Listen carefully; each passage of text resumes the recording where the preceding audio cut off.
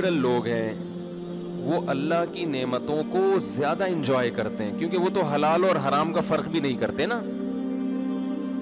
ان کے لیے خواہش پوری کرنے کے لیے نکاح کا ہونا ضروری نہیں ہے، حلال اور حرام کا فرق وہ نہیں رکھتے.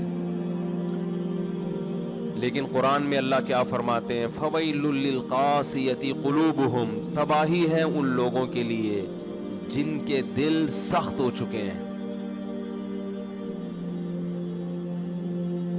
انہیں دنیا کی ہر چیز سمجھ میں آتی ہے، لیکن اللہ کی جو دن اور رات نعمتیں دیکھ رہے ہیں وہ سمجھ میں ہی نہیں آتی.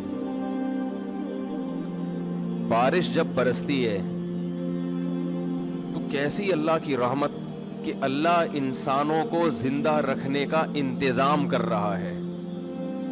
یہ بارش کا جو برسنا ہے نا، یہ جو لبرل لوگ ہیں یا کافر لوگ ہیں تو ہر چیز کو اتفاقی کہتے رہتے ہیں نا، اتفاقی اتفاقی اتفاقی اتفاقی، نیچرل ہے نیچرل ہے. ارے بھائی، کیا نیچر نے خود اپنے آپ کو بنا لیا ہے؟ نیچر میں اتنی عقل ہے کہ کس وقت کیا ہونا چاہیے اور وہ اسی حساب سے ہوتی چلی جا رہی ہے. نیچر تو ایک فرضی چیز ہے، نیچر تو خود کریٹڈ ہے، وہ کیسے کریٹر ہو سکتی ہے بھائی؟ ہم لوگ کہتے ہیں نا یہ آدمی بائی بورن ایسا ہے، پیدائشی ایسا ہے.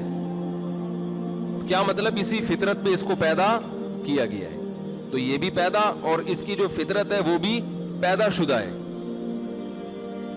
تو لیکن اتنی عقل نہیں ہے جو اللہ کو نہیں مانتے یا اللہ کی نہیں مانتے. بہت سے لوگ اللہ کو مانتے ہیں، جیسے ہمارے جو لبرل مسلمان ہیں اللہ کو مانتے تو ہیں لیکن اللہ کو یہ والا ماننا قبول نہیں ہے. اللہ کہتے ہیں مجھے اس قسم کے ماننے کی چندہ ضرورت نہیں ہے. جیسے آپ اپنے ابا کو کہتے ہو ابا آپ میرے ابا ہیں،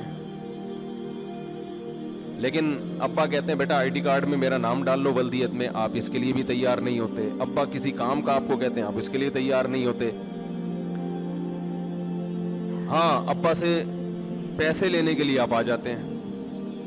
جب پیسے لینے کی باری آتی ہے تو ابا کہتے ہیں بیٹا بات تو میری کوئی مانتا نہیں ہے، تو آپ جواب میں کہتے ہیں ابا بہرحال ابا تو آپ ہی کو مانتا ہوں.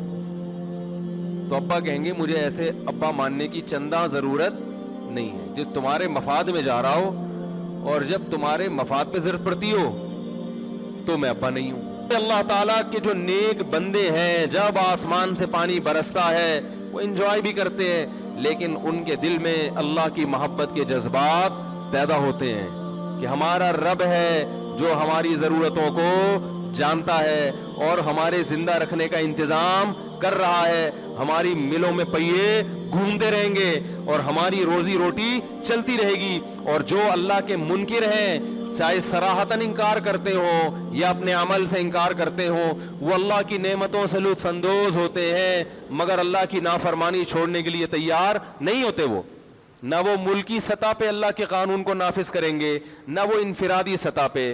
وہ اسی بحث میں لگے رہیں گے کہ اللہ کے اس حکم کا فائدہ ہے یا نقصان.